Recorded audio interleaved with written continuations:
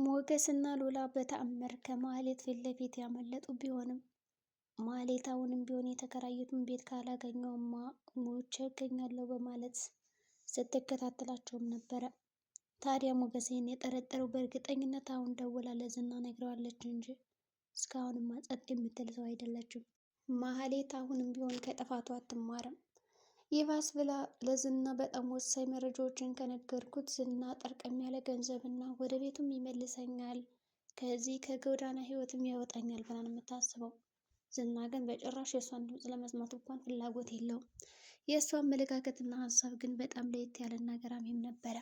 ጉዳዩ እንደዚህ ነው እንግዲህ አጅሪት ማህሌት ጎዳና ላይ ተቀምጣ በነበረበት ሰዓት ሞገስ እንግዲህ ኮሸሮ ወይም ደግሞ ተራፊ ምግቦችን ሊሰጣትም ነበረ። እንግዲህ እሱ አዝኖላት መንገድ ላይ ቁጭ አድርጎ ሲያስቀምጥላት ወዲያውኑ እንግዲህ ሲያዩት ሩጠውም ነበር። ከሩጡም በኋላ ምን ሆነች ነው ብለውም ጠይቀዋታል።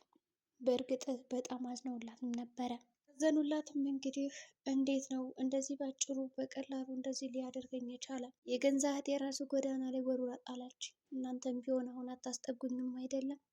ይሄ ጎዳና ላይ ወደኩ እያለች እንግዲህ እያለቀሰች መነፋረቅ እና እንዲሁም ደግሞ ጉዞዋን ቀጠለች። ይሁን እንጂ ሞገስ ጠርጣራው መሰሪው በእርግጠኝነት ይሄማ የሆነ ተልዕኮ አላት እንጂ ምናልባትም እኮ ዝና እዛ አካባቢ ይሆናል እንጂ ማህሌትማ በጭራሽ እንደዚህ ጎዳና ትወጣ አትችልም። በቅርቡ እኮ ነው ከመድብል 100,000 ብር ሰርቃ ያወጣችው።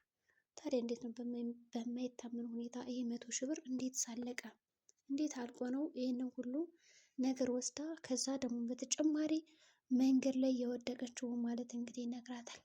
እንግዲህ ሉላም በጣም እያጣደፋት እያሮጣት ስለነበረ ኧረ እባክህ አታሩጠኝ ቀስ በል እያለችውም ነበር።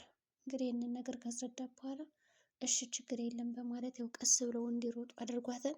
እንግዲህ ወዲያውኑ ማህሌት ቦታውን እያንዳንዱ ነገር ከፈለገችም በኋላ ብዙ ነገሮችን አድርጋ ፈትሻ ወዲያውኑ ስልክ ደወለች። እንግዲህ ከሱቅም ቢሆን ለምና እንግዲህ ለዝና ያለችው ነገር ምንድን ነው?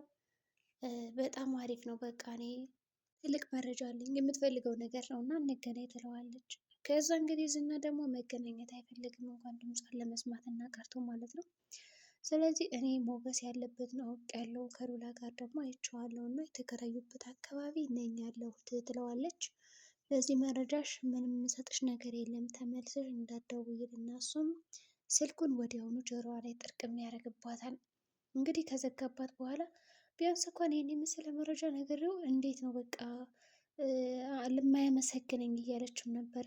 እንዴት አያመሰግነኝ በማለት ጉዳዩን እየመረመረች ነበር ከራሷ ጋር ሆና። ይሁን እንጂ አጅሬም እንግዲህ እንደዝማ ከሆነ እኔ የራሴ መፍትሄ እና መላ አለኝ፣ ስለዚህ የምፈልገውን ነገር አደርጋለሁ በማለት ጉዳዮችን እያስተናገደ ነበረ። እንግዲህ በሌላ በኩል ደግሞ ጠበቃው የራሱ ስራ ስላለው አሁን ይህን ጠበቃ ቀጥሮታል። ከቀጠሮም በኋላ ጠበቃውን እንግዲህ ማህሌት ያልጀመረችውን ወይም ያልነካቸውን ስራ ጠበቃው እንዲሰራለት ለማድረግ እያሰበ ነው። እሱም እንግዲህ ጠበቃው ሄዶ እንዲገለው ነው የፈለገ። እንግዲህ ጠበቃው አሁን ላይ ከትትና ሲማግጥ የነበረ ቪዲዮ ይዞበታል፣ ቀርጾበታል። ከዛ ያንን ቪዲዮ ደግሞ ምንድን ነው ማድረግ የፈለገው እንትን ነው ይህንን ቪዲዮ ለሚስት ከማሳያት እና የኔ ሰራተኛ ከምትሆን ብሎታል።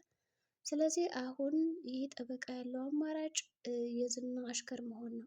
ምክንያቱም ያ ቪዲዮ ለሚስቱ ወጣ ማለት ሚስቱ ትታሰራለች፣ ያው ትዳሩ ምናምን ይበተናል፣ እሱም ሊታሰር ይችላል። ስለዚህ ዝና ይህንን ቪዲዮ እያስፈራራ እሱ የሚፈልገውን ስራዎች ለማሰራት ይረዳዋል፣ ይጠቅመዋል ሁሉ እና እንግዲህ ጠበቃውም ግደል ተብሏል። እሺ ብሎ ሄዷል። እንግዲህ መንገድ ላይ ያው ሞገስ ዳጣን ቀጥሯል ነበረ።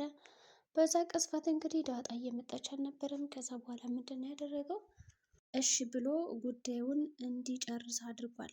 የሚጨርሰውም እንግዲህ ሂድና ገደል ስለተባለ ያው ተልእኮውን ለመፈጸም ወደ ሞገስ ሂዶ ነበረ። ሞገስ ላይ እንግዲህ ሽጉጥ ደቅኖበታል። እንግዲህ ታኩሷል። በነገራችን ላይ ሳስበው እየተኮሰ እያለ ደግሞ ሌላ መረጃ ነው የያዘበት። በእርግጥም እንግዲህ አሁን ሞገስ ተኩሶ ጠበቃው ላይ ገሎት ከሆነ ሞገስ ሊታሰር ይችላል ማለት ነው። ከዛ ጠበቃው ነፃ ይሆናል። ዝናም እንግዲህ ቢገለውም እንኳን ምንም ተጠያቂነት የለውም፣ ምክንያቱም ቪዲዮ ቀርጾታል። ይህ ቪዲዮ ደግሞ ጠበቃው እንደገደለው ምናምን አድርጎ ያሳያል። ስለዚህ ዝና ነፃ ይሆናል ማለት ነው።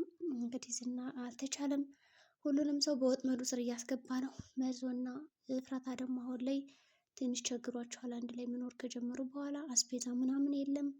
ስራም ትንሽ ቀዝቀዝ ብሎበታል። እንግዲህ መርዞ በዚህ ሁኔታማ ከአንተ ጋር አልቀጥልም፣ በቃ ፈለግ ወንደላጤ ቤት አስገባኝ እሰራለሁ እያለችው ነበረ። እንግዲህ መርዞ ደግሞ ወንደላጤ ቤት አስገባዎች ማለት ሁለት ሆነሽ ወጣሽ ማለት ነው፣ በጣም ባለጌ ናቸው ምናምን እያለ እንግዲህ ነግራታል። እሷ ደግሞ አልገባኝም ትላለች። እንግዲህ ወተት ነጭ ነው ካላሉሽ ገባኝ አትበይ እያላትም ነበረ። እንደምንም አድርጋ እሺ በማለት ያው ወጥተዋል ማለት ነው። ሌላ ስራ እንደሚፈልግና የሆነ በጣም ሀብታም የሆነ ሰው እያለ እሱ ከመጣና ከሰራ ደግሞ ብዙ ገንዘብ አገኛለሁ ብሏታል። ሴት ትሸጣለህ እንዴ ብለዋለች። እንግዲህ መርዞ ሳስበው ሴት ራሱ የሚሸጥ ይመስለናል ማለት ነው። እንግዲህ ሴት ለመሸጥ ዝግጅት ላይ ነው። እንደምንም አድርጎ አሳምኗታል። ለጊዜው እንግዲህ ኤፍራታን ያው ጥሩ ሰው እንደሆነች እንዲሁም ደግሞ አብሯት እንደሚኖር የተሻለ ስራ እንደሚኖራቸው የተሻለ ገቢ እንደሚኖራቸው እርግጥ ነው ማለት ነው። በሌላ በኩል እንግዲህ ቅድስትና ብሩክ ያው ብዙ ነገር እየሰሩ ነው።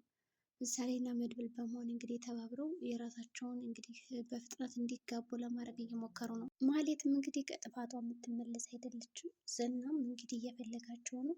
ስለዚህ የዝና ስራውን አልቋል ማለት ይቻላል። ምክንያቱም ጠበቃውን ካስከተለው እንግዲህ ሞገስን ከዛ ነፃ ነው ሉላዬ ናት ብሎ ነው የሚያስበው ማለት ነው።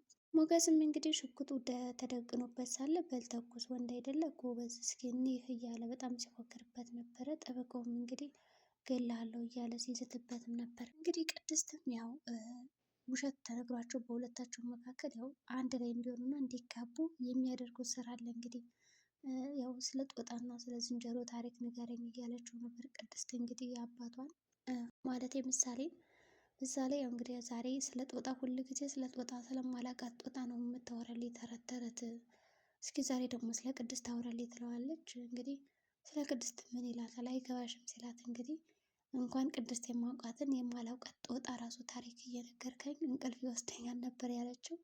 እንግዲህ እሷ በጣም እያለቀሰኝ ነበር ራሴን አጠፋለሁ ምናምን ፍቅሩን ካልገለጸልኝ ብላለች ስትለው እንግዲህ ታይውልና ይተኛል ማለት ነው።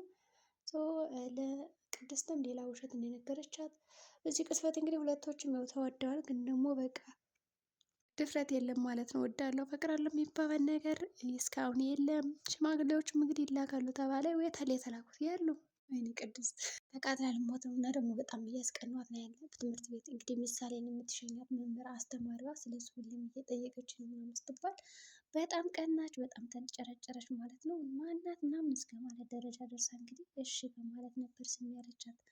ሆኖም እንግዲህ ወጣለች ማለት ነው። ከዛ ቤት ተቃጥላ ነው የሄደችው ወደ ብሩክ። ወጣ እንግዲህ ዝናን አይተዋለች እና በመንገድ ስታየው ሮጣ ነው እንግዲህ ሄደችው። አይ በቃ እንደው ለዝና አንድ ጀግና ሰው ይጥፋ፣ ያሳዝናል። አሁን ጠበቃው ሞገስን ከገደለው እኔ አርፋለሁ ብሎ ነው የሚያስበው። በነገራችን ላይ ዝና ተኩሷል፣ ግን ማን ላይ እንደተተኮሰ የምናውቀው ነገር የለም። ብቻ እንግዲህ ሞገስ ላይም ጠበቃውም ላይ እንዳይታኮስ ወደ ሌላ ቦታ ተተኩሶ መሆን አለበት። እንግዲህ ሉላም ነፃነት አታለች እስካሁን ድረስ ማለት ነው። ማለት እንዴት ይሆን መጨረሻዋ?